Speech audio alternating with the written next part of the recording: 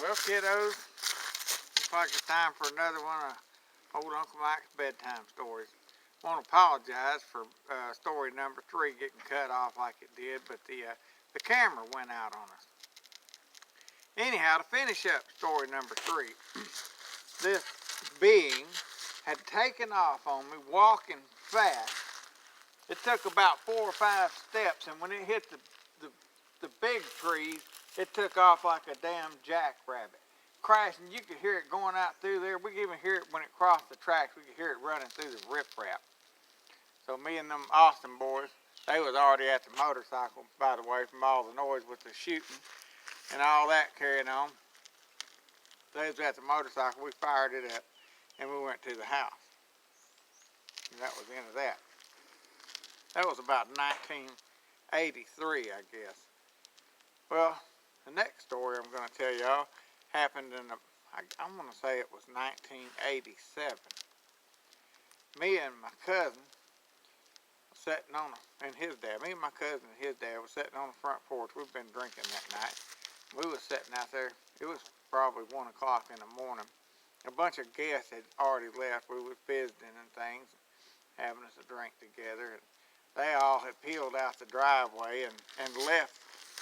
And we were sitting there alone, and we'd probably been there about, I don't know, 30 minutes talking. We'd listening to the Grand Ole Opry on a little old transistor radio we had sitting out there on the front porch with us, me and my cousin Greg and his dad Arlen. When all of a sudden, we heard a tree. It sounded like a tree had fallen down in the woods in front of us, probably about down to Corny Creek down there, which is about 500 yards from the house. That's about how far I figure it was. And I consider myself to be a trained observer because my job title in the Army was Recon Scout for the 101st Airborne Division. So I'm pretty good at figuring out distances and things. Anyhow, we heard that tree fall. And I told Greg, I said, "You hear that tree fall?" "Yeah." I said, "It must have fell under its own weight. There ain't no wind blowing or nothing." He said, "Well, them old coon probably got the top of one of them old widowmakers out there and pulled it down." I said, "Yeah, that's probably what it was." We sat there and took a couple more sips of beer, listened to the music. About that time, we heard another limb. Pow! And it broke. And I'd heard this before in earlier videos I was telling you about, especially at the sandbar video, a similar incident.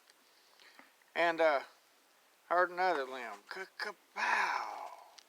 That's about the third one we heard, and I said, it was getting closer, it seemed. And then maybe a minute passed, and we heard a big limb crack. Pow! And here we go again. I said, "Oh boy, damn." Greg said, "You about ready for another beer?" And I said, "Yeah, get me one out of there."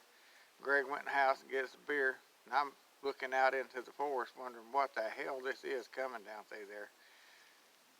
What it was moving around and whatnot, breaking them limbs again. And after already in the last number 3 having seen a Sasquatch at close range, realized that's probably what it is coming through the woods.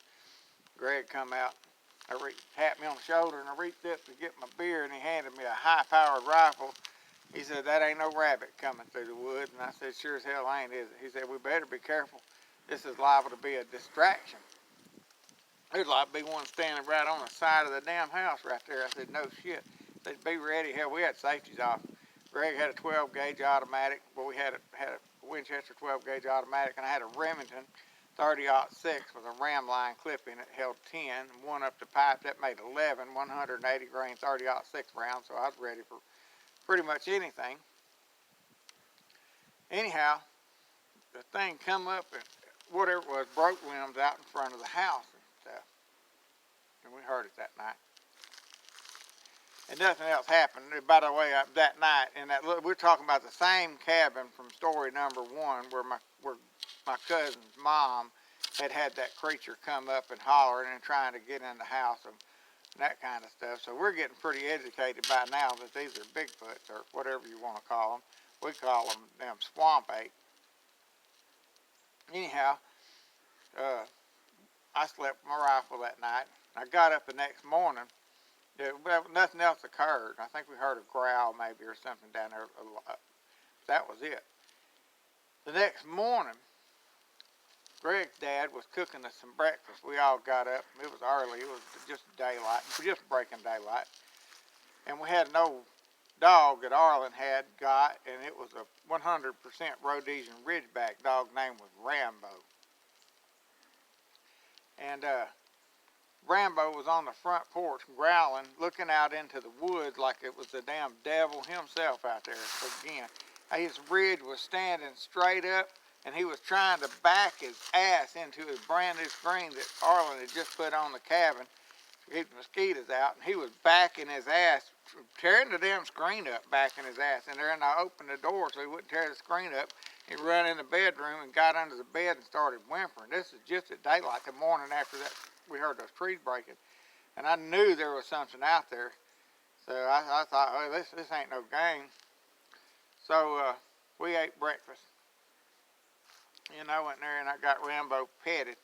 And to give you some idea of the terrain that we're talking about here in South Arkansas, I'll step over here if you'll pan over, Albert. And this is the type of terrain that we're talking about. This right here. In the summertime, this is impenetrable jungle. Impenetrable jungle. There's a snake, cottonmouth, big around as my damn wrist out there, and damn rattlesnakes, 6, 7 feet long, timber rattlers. Alligators are common. This is the Bang Slough in South Arkansas, just off of the Washita River. And this is a no man's land. You come out here and you're in danger. You might not realize how much danger you're in. You go out there in your boat bass fishing or whatever. But this place can get damn dangerous in a hurry and get lost. Anyhow, the next morning we ate our breakfast. And I got Rambo. And I said, come on, I was going to go down there and see if I could find where some of them trees had been broken off. I was going to cruise the woods and see if I could find some of those trees that had been broken off. So I took Rambo down there with me. Me and Rambo got down to the place that we call the foot log. There's a little road that runs down in there. It's not a road, a four-wheeler trail. You can walk down from the house, get down to the foot log.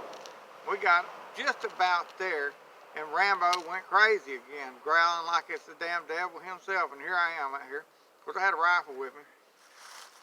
And I'll never forgive myself for this. But I told Rambo, I said, go get it, Rambo. And he was a brave dog, and he went.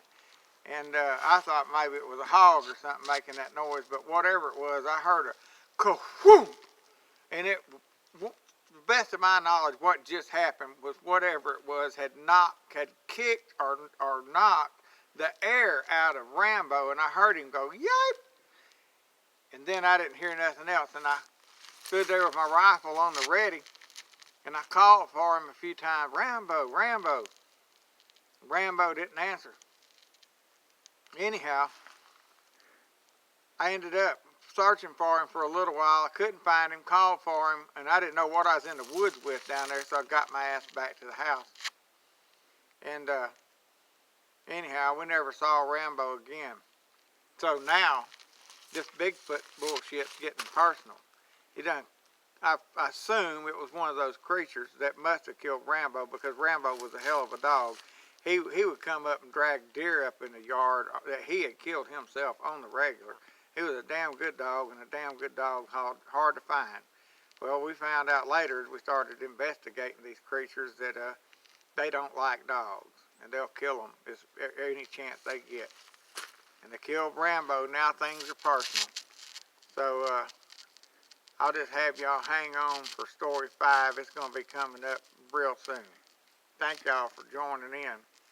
And that's all I'm going to say today. Thank you.